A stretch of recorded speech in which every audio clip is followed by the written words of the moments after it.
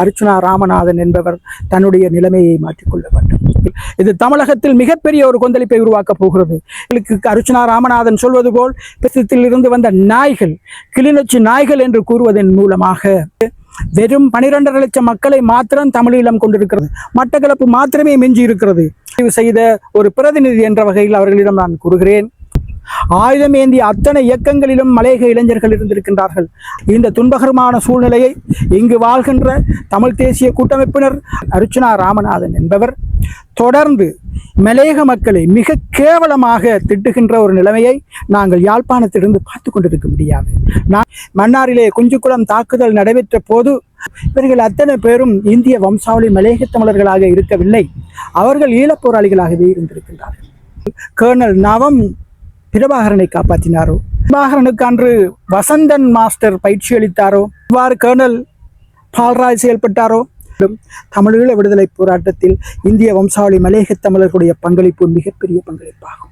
ஈழ போராட்டத்தில் அவர்களுடைய பங்களிப்பு, அவர்கள் ஒருபோதும் தம்மை பிரித்து பார்த்ததாக வரலாறு கிடையாது. இந்த நாட்டை வளம்படுத்தி இருக்கிறார்கள்.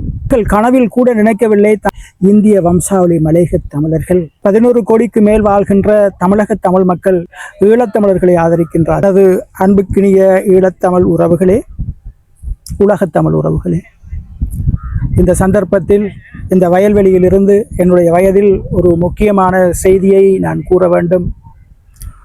உலகம் முற்றும் வாழ்கின்ற உலகத் தமிழர்கள் ஈழத்தமிழர்களுடைய பிரச்சனையை தங்களுடைய பிரச்சனையாக கையாளுகின்ற இந்த வேளையில், விசேடமாக உலகத்தில் 113 நாடுகளிலே வாழ்கின்ற தமிழ் மக்கள் ஈழத்தமிழர்களை ஆதரிக்கின்ற அதே வேளையில், ஏறக்குறைய 11 கோடிக்கு மேல் வாழ்கின்ற தமிழக தமிழ் மக்கள் இலங்கையை ஆதரிக்கின்ற இந்த வேளையிலே, இந்த நாட்டின் முதலாவது, இரண்டாவது, மூன்றாவது இனங்களுக்கு மேலாக இன்று முழு நாட்டிலும் நாடளாவிய ரீதியில் வாழ்கின்ற இந்திய வம்சாவளி மலையக தமிழர்கள், அவர்கள் கனவில் கூட நினைக்கவில்லை தாங்கள் இந்திய வம்சாவளி தமிழர்கள் என்று.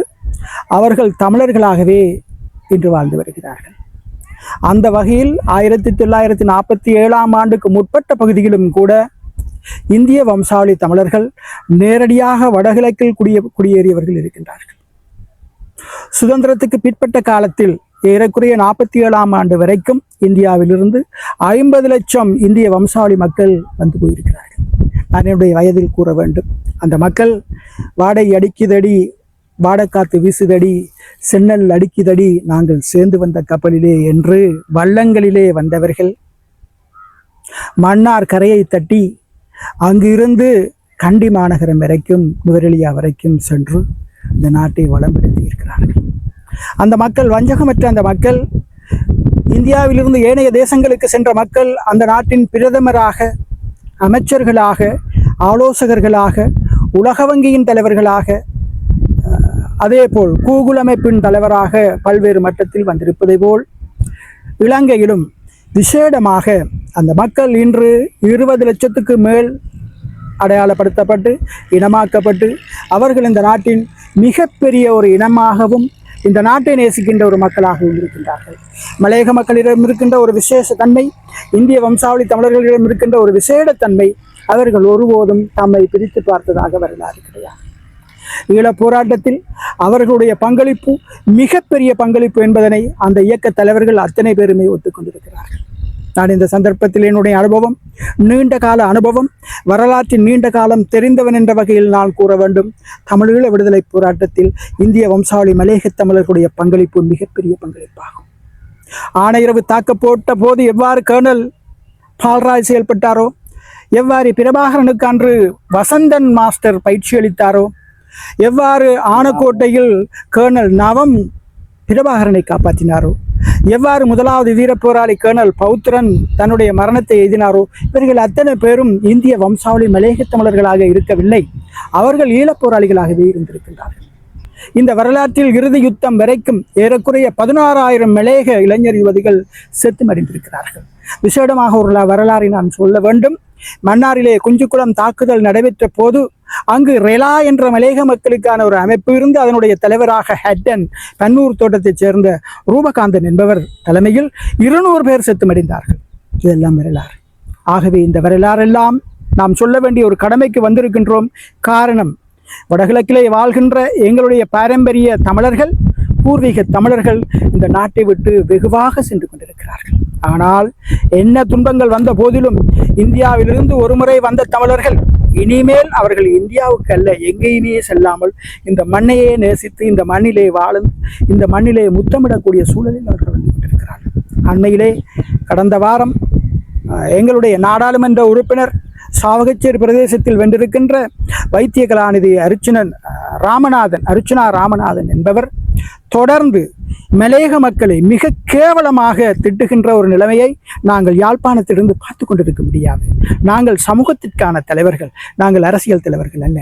அவர் ஒரு கட்டத்தில் கூறுகின்றார், கிளிநொச்சியான் நாய்கள் என்று கூறுகிறார். கிளிநொச்சியில் இருப்பவன் எவனுமே அங்குள்ளவன் அல்ல, மத்திய மலை நாட்டிலிருந்து மத்திய பிரதேசத்தில் வந்திருக்கின்ற நாய்கள் என்று கூறுகிறார். யாழ்ப்பாண மக்கள் படித்தவர்கள் என்று கூறுகின்றார்.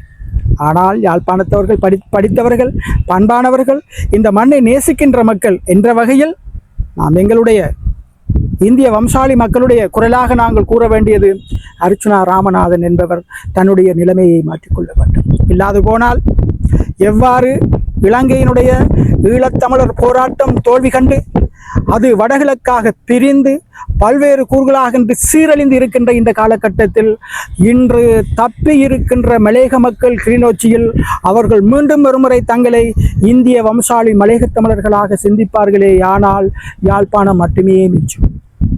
இந்த துன்பகரமான சூழ்நிலையை இங்கு வாழ்கின்ற தமிழ் தேசிய கூட்டமைப்பினர், அகில இலங்கை தமிழ் காங்கிரசினர், முற்போக்கு கூட்டணியினர், அது எவராக இருக்கட்டும், அத்தனை பேரும் சேர்ந்து கண்டனம் எழுப்ப வேண்டும். ஆயுதம் ஏந்திய அத்தனை இயக்கங்களிலும் மலையக இளைஞர்கள் இருந்திருக்கின்றார்கள். அந்த இயக்கங்கள் இன்றும் இருக்கின்றன. அவர்கள் கண்டனங்கள் எழுப்ப வேண்டும். இல்லாது போனால் இது மாபெரும் ஒரு வரலாற்று தவறினை ஈழத்தமிழர்கள் இழைத்ததாகவே முடியும். ஈழத்தமிழர்களை மாத்திரமல்ல, உலகெங்கும் வாழ்கின்ற இந்திய வம்சாவளி தமிழர்களை கேவலப்படுத்தியதாகவே இது அமையப் போகிறது. ஆகவே நாங்கள் வன்மையாக கண்டிக்கிறது மாத்திரமல்ல, அர்ச்சுனா ராமநாதன் என்பவருக்கு சட்டத்திட்டங்கள் எதுவும் பொதுவாக தெரியாத போதிலும் நாங்கள் அவர் மக்கள் தெரிவு செய்த ஒரு பிரதிநிதி என்ற வகையில் அவர்களிடம் நான் கூறுகிறேன், பாராளுமன்ற ஜனநாயகத்தின் ஊடாக பாராளுமன்ற வரப்பிரசாதங்களுக்கு உள்ளால் அவர் கதைப்பது பிழை அல்ல. ஆனால் பாராளுமன்றத்திற்கு வெளியே அவர் இவ்வாறு பேசுவதன் மூலமாக அவர் கைது செய்யப்படலாம், கைது செய்யப்பட வேண்டும், நீதிமன்றத்தில் முன்னிறுத்தப்பட வேண்டும். அது மாத்திரமல்ல, அவரை சிறை வைக்கலாம். இதுதான் இலங்கையினுடைய சட்டத்திட்டங்கள். ஒரு இனத்துக்கு மீதாக, ஒரு மதத்துக்கு மீறாக எவரும் வேறொருவர் கதைப்பதானது இந்த நாட்டின் இனமுறுகளையே உருவாக்கும். கடந்த காலங்களில் தமிழ் மக்களுக்கும் சிங்கள மக்களுக்கு பிரச்சனை இருந்தது போல் அது இன்று இந்த நாட்டை இந்த அளவுக்கு சீரழித்திருக்கிறது. ஆகவே இன்றும் நாங்கள் கூறுகின்றோம், மலையக மக்களை தயவு செய்து நீங்கள் விரும்பாது போனால் அவர்களை தொட்டு கதைக்க வேண்டிய தேவை கிடையாது. நான் கூற வேண்டும், விசேடமாக மட்டக்களப்பிலே கிழக்கு மாகாணத்திலே 47 கிராமங்கள், பழைய கிராமங்கள் எல்லாம் இன்று தொலைந்து போயிருக்கின்றன. அடையாளங்கள் இல்லாமல் போயிருக்கின்றன. ஏறாவூர் பொத்துவில் அல்லது நிந்தவூர் பொத்துவில் கல்முனை இன்று இல்லாமல் போயிருக்கிறது. ஏறாவூர் ஓட்டமாவடி இன்று இல்லாமல் போயிருக்கிறது. மட்டக்களப்பு மாத்திரமே மிஞ்சி இருக்கிறது. பதுளை பெரிய புல்லுமலையிலிருந்து செங்கலில் வடிக்கும் இருந்த மலையக மக்களில் மீண்டும் இன்றைக்கு துரத்தப்பட்டு விட்டார்கள். அந்த காலங்களில் 84ஆம் ஆண்டு கேடவழிய தேவநாயகம் அவர்களால் வழங்கப்பட்ட காணியை கௌரவ இஸ்முல்லா அவர்கள் இன்று அபகரித்து பல்கலைக்கழகம் கட்டியிருக்கிறார். கிழக்கு மாகாண தமிழர்கள் மீண்டும் துரத்தப்பட்டு விட்டார்கள். அதே போல் இறுதி யுத்தத்தின் போது பல தமிழர்கள் ஊரை விட்டு சென்று விட்டார்கள், பலர் அழிந்து விட்டார்கள், பலர் செத்து விட்டார்கள். ஆனாலும் இன்னும் அந்த கிளிநொச்சி மண்ணில் அவர்கள் வாழ்ந்து கொண்டிருக்கிறார்கள். அவர்களுக்கு அர்ச்சுனா ராமநாதன் சொல்வது போல் பெரிய காணி உரிமை கிடையாது, பெரிய நீர்நிலைகள் கிடையாது. அங்கு இருக்கின்ற இரண்டமடு குளத்திலிருந்து மலையாளபுரத்துக்கு வெறும் 2.5 கிலோமீட்டருக்கு கூட தண்ணி கிடையாது. யாழ்ப்பாணத்துக்கு தண்ணி கொண்டு வருவதற்கு கிளிநொச்சி மக்கள் எதிர்க்கிறார்களா இல்லையா என்பதனை விட கிளிநொச்சியில் வாழ்கின்ற மக்கள், மலையக மக்கள், மலையாளபுரத்தில் இருக்கின்ற மக்களுக்கு கூட நீர் கிடையாது. இந்த நிலையில் அந்த மக்கள் தங்களுடைய வாழ்வாதாரத்துக்காக அல்லது சீவியத்துக்காக அந்த மக்களோடு இணைந்து அந்த மக்களுடைய பிரச்சனைக்காக அவர்கள் ஊர்வலம் வந்திருக்கின்றலாம். அர்ச்சுனா ராமநாதன் அவர்களுடைய உருவப்பொம்மையை எரித்திருக்கலாம். அதை பற்றி நான் கூற வரவில்லை. ஆனால் அந்த மக்கள் தங்களுடைய ஆதங்கங்களை அங்கிருக்கின்ற அரசியல்வாதிகளுக்கு பின்னால் சென்று செய்தார்களே தவிர அவர்கள் இந்திய வம்சாவளி மக்களாகவோ அல்லது மலையக மக்களாகவோ அவர்கள் செய்யவில்லை. அவர்கள் ஈழத்தமிழர்களாக, வன்னித்தமிழர்களாக, கிளிநொச்சியை காப்பாளர்களாக அவருக்கு கொடுத்திருக்கின்றார்.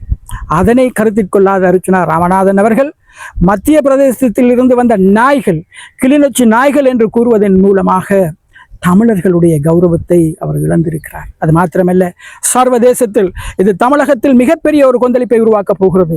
எதிர்காலத்தில் மலையகத்தை மிகப்பெரிய ஒரு கொந்தளிப்பாக உருவாக்கப் போகிறது. இந்த நாட்டில் முதலாவது இனம் தேசிய இனம் சிங்களம், இரண்டாவது தேசிய இனம் இலங்கை தமிழர்கள், மூன்றாவது தேசிய இனம் இஸ்லாமியர்கள், நான்காவது தேசிய இனம் மலையக மக்கள்.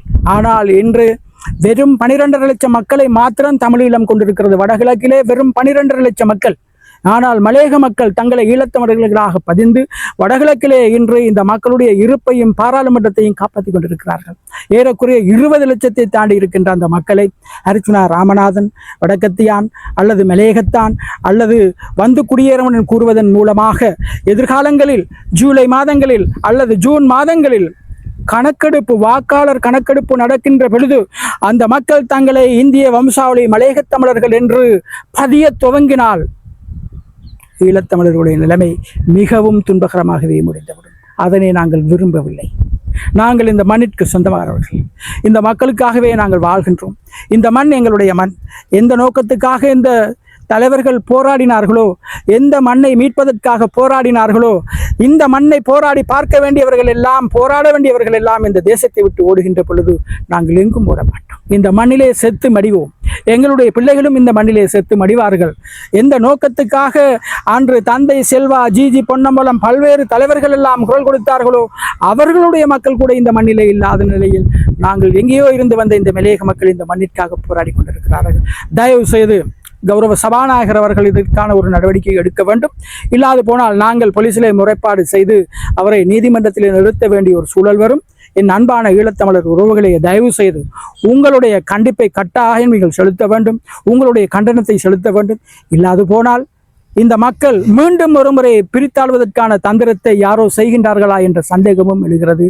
எதிர்காலத்தில் அர்ச்சுனா ராமநாதன் அவர்கள் தன்னை திருத்திக் கொள்ள வேண்டும். இல்லையேல் உலகத் தமிழினம் அவரை திருத்தும்.